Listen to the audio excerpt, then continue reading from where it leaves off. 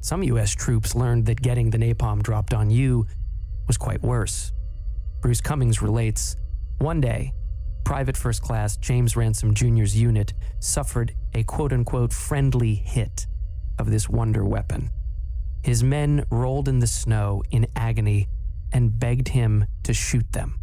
Their skin burned to a crisp and peeled back, quote, like fried potato chips.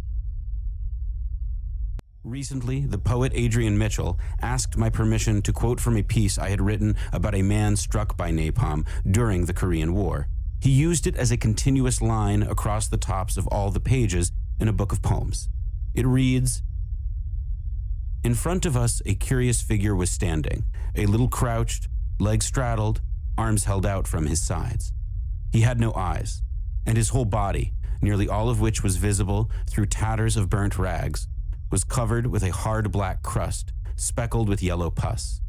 A Korean woman by his side began to speak, and the interpreter said, 'He has to stand, sir. He cannot sit or lie down.' He had to stand because he was no longer covered with a skin, but with a crust-like crackling, which broke easily. This," Cutforth wrote, "was the part of the Korean War which stays with me." A napalm triad hit the village 3 or 4 days ago when the Chinese were holding up the advance, and nowhere in the village have they buried the dead because there is nobody left to do so.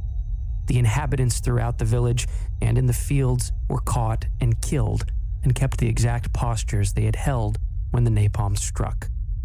A man about to get on his bicycle, 50 boys and girls playing in an orphanage, a housewife, strangely unmarked, holding in her hand a page torn from a Sears catalog.